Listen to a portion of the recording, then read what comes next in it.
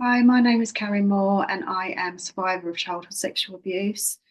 So my journey started from around the age of 6 or 7, and I think it started with more physical abuse at the beginning. So I lived with the abuser. The abuser I saw every single day, and it started where I would be, called names, or I would be told things like I was adopted, nobody wanted me, and all of those sorts of things. And I can't really describe how it made me feel within that moment. It was almost like it was just something that happened. I don't remember even really sort of trying to understand anything that was going on. It was just something that happened to me. After a while, I'm not quite sure on timescales, but it turned into sexual abuse. So there'd be a lot of touching and sexual things that would go on. Um, One thing that I found looking back that's quite hard, and maybe it's a blessing, is that I don't remember all the details. I know that it lasted off and on for around 4 years, and I don't remember any time before it happened. And it's almost like I don't remember the beginning. I don't remember how it started. And I also don't remember the end. I just remember the ages that I was. And I think for me, I felt like I couldn't tell anybody. I felt like I couldn't open up. Although the abuser lived with me, I felt like I couldn't really speak to anybody. Looking back, I think although my parents were supportive in many ways, I do feel that they lacked emotional intelligence almost. I didn't feel that I had that emotional support, and I felt from a very young age as though I was quite isolated. I didn't really feel that I belonged, and I don't know whether that's because I was told that I wasn't part of the family, that I shouldn't have been there, and the adoption and all of that kind of stuff. I don't know whether that was ever true, but that was the sort of things that I was being told at quite a young age. And I think it was just something that I just knew that I had to keep to myself. As with most abusers, they tell you that no one will believe you. You're just not going to be understood. It's your fault that this is all happening, and it was something I think at the time that I just took as that was the way it was. I didn't really know to question it. So most of my life, I've had to navigate through unhealed trauma because I never told anybody.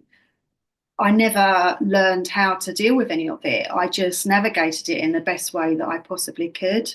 Um, and I think my way of doing that was to isolate myself. I was always a very, very shy child, to the point where if there were any family parties or anything like that, that were at the home, I would it would take me a long time to be able to come down and join in. There'd be other kids around and stuff like that.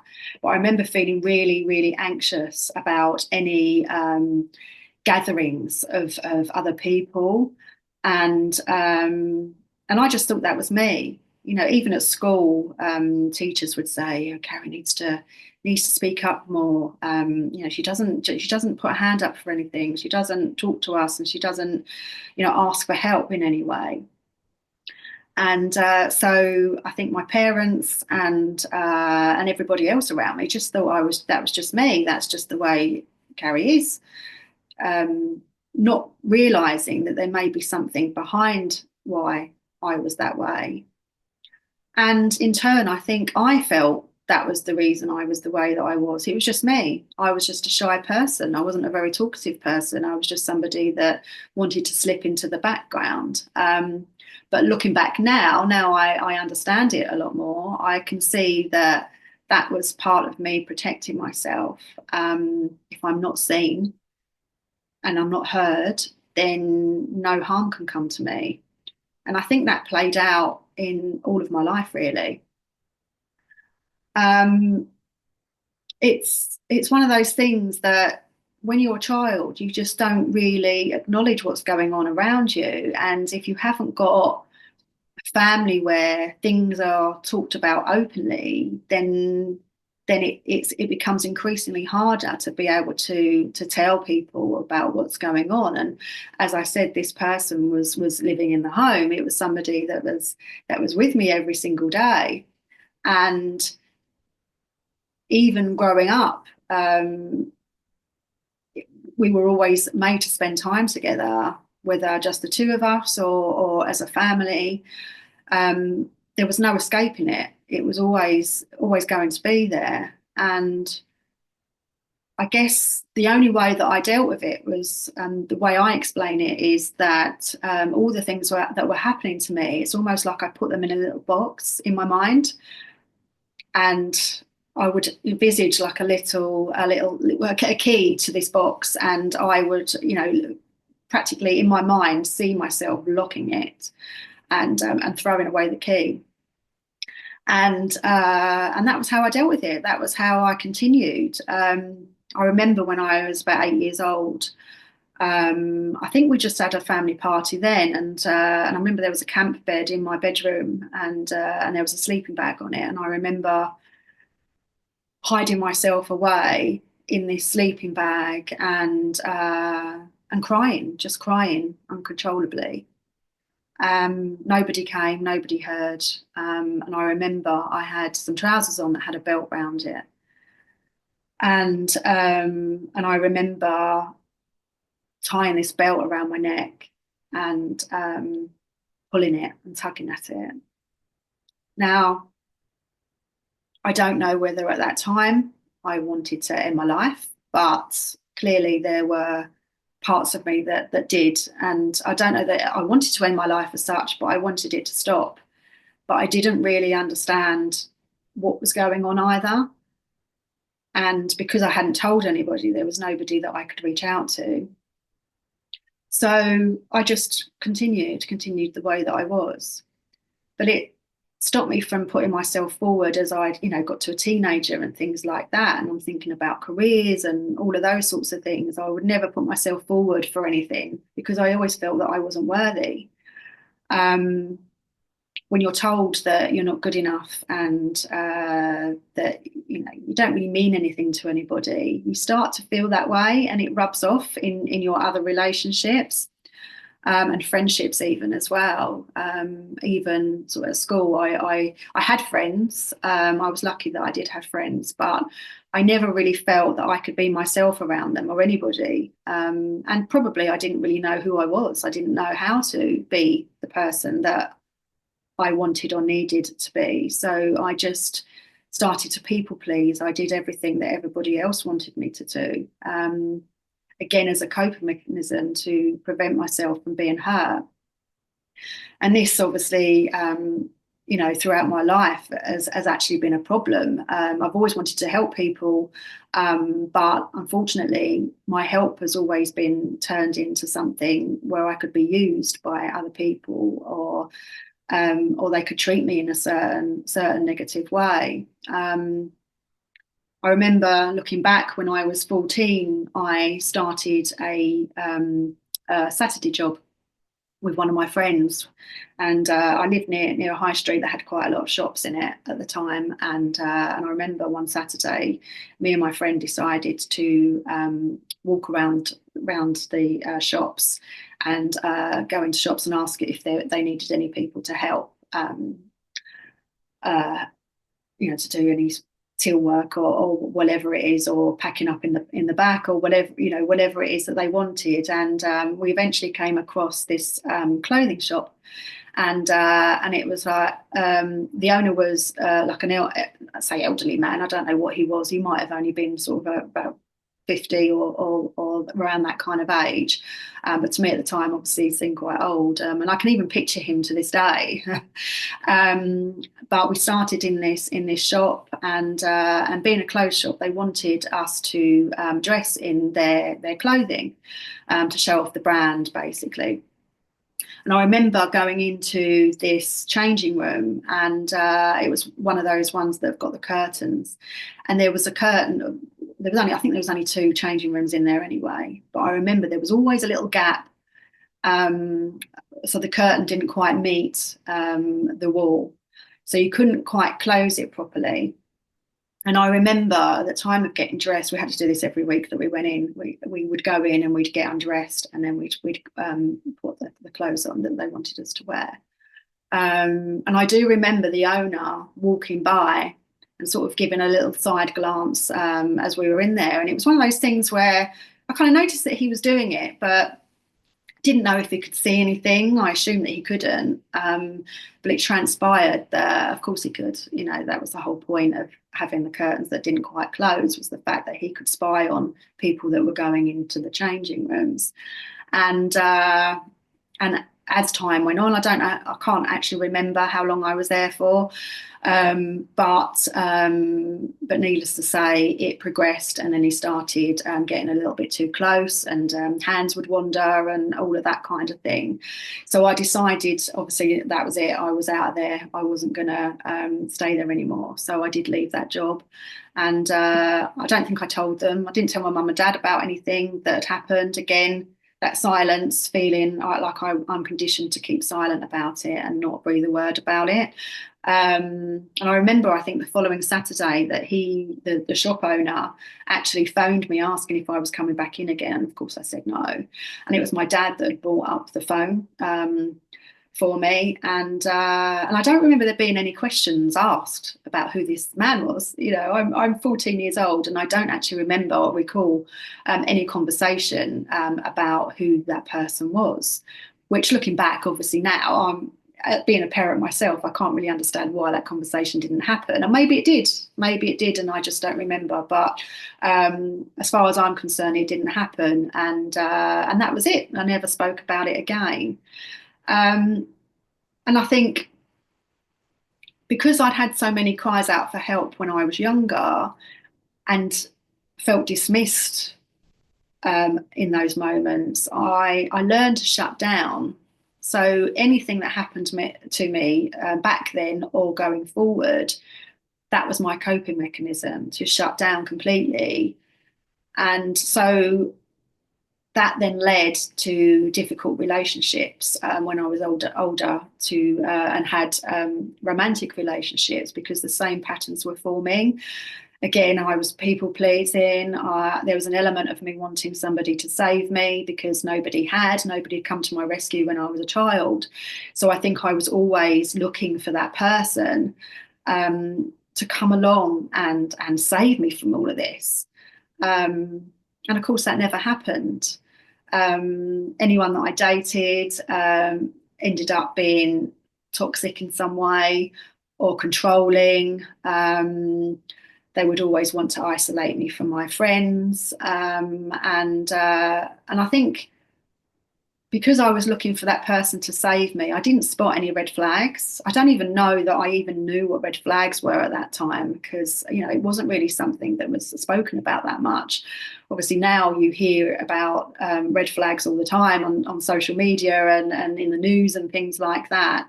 But I don't think anything like that had ever been pointed out to me. So I never really understood what was happening. But of course, I'd internalize it and think, well, it must be me. It must be me. I must be such a bad person because these things are happening to me.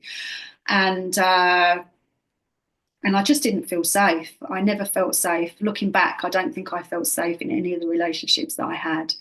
Again, I would always try and strive for love and protection, and I was basically fed breadcrumbs of love, and it was those breadcrumbs that I lapped up because I hadn't really felt that love ever before, that healthy love. So whenever somebody gave me a little bit of love, that was enough for me. But unfortunately, because they were toxic relationships, that the healthy love disappeared. There were like occasional snippets of it, but it actually wasn't healthy love because it was the means to an end for the person that was treating me so poorly. So, as I say, I would look for love in all the wrong places and end up in relationships with the wrong people. So my self-esteem was absolutely non-existent. I didn't have any, although I didn't realise that that was the case. It was only when I sought counselling when everything came crashing down back in 2019. I'd gone through a big breakup with the abuser, the domestic abuse in the relationship. And he literally tore me down. That was the last straw as far as I was concerned. And it happened around lockdown. Luckily, it was just before lockdown, so I didn't have to be around that abuser during lockdown, which thank God for that. I didn't have to do that. I got out before then. But that unfortunately created a whole load of problems because I lost my home and I reported the abuser, but unfortunately the justice system didn't work out in my favour, and that brought me down to an all-time low. So I hit rock bottom, and it was very much a case of, what do I do now? I've lost everything. I can't possibly feel any worse than I do right now. I can either go one way or the other, and not having my life anymore wasn't really an option, although it was something that I considered. Having children as well, it was something that I didn't want to do that to them. So that, I think, was the lifeline that kept me going. So I decided that I needed to turn my life around, because if I didn't, it's just going to affect me. You know, the abusers have won, and I'm just going to fall to pieces and have no life left. So I decided to learn about domestic abuse. At this point, I still hadn't spoken about my childhood stuff. But I learned about domestic abuse. I became a trauma ambassador, and I started to talk about my experiences. And I think that gave me more confidence. My self-esteem grew, and I realised that there is life after abuse. Abuse doesn't stop after, you know, the effects rather of abuse doesn't stop after the abuse is gone. It's something that you have to work on in order to be able to pick yourself up and start again and try and move your life in a better direction. And so I started to learn more. As I say, I did more events. I would speak at events. I would go on podcasts and things like that and talk about my experiences, and it all helped me to start piecing my life back together. And I removed toxic people, family members that just weren't good for my mental health. And it's something that had been a really difficult journey for me, because to remove those people that you love but just aren't good for you is something that is really difficult, but it's paramount to your healing. You know, you can't heal from something when that toxicity is still around you. So I removed those people from my circle, and then I started to talk about my childhood abuse, and that, I think, was the real turnaround for me. And what happened was I suddenly realised that the correlation between the childhood abuse and the abuse that I suffered as an adult were all part and parcel of the same thing. And it sounds quite obvious probably to many people, but for me it just didn't, because I'd locked away all the childhood things that happened to me. I'd completely separated the younger years to what was going on in my adult relationships. And it wasn't until I suddenly realised that I could connect the dots and see my childhood as a whole, and how that came into the abuse, and how that affected me, and the decisions that I made, and the steps that I took regarding my life. It all just made sense for me, and that was my massive aha moment. So I decided to help others. I wanted to share my story even further, and I decided to write a book. So that was published back in November. So that was something really positive. And I just want to be a beacon of help and hope for other people that have a similar story, or have even different types of trauma, but just to know that there is life after trauma, there is life after abuse, and you can turn things around. And it's about having confidence in yourself and to do all the healing that you need in order to be able to get your life back on track. Because for me, that has absolutely saved my life. And yeah, and just connect your dots, find out where all your limiting beliefs have come from, all those things that have been holding you back throughout your life because of that childhood trauma. And once you start doing that, you'll see your life come on leaps and bounds, I can promise you. So thank you very much for listening. And I really appreciate having this moment to share my story with you.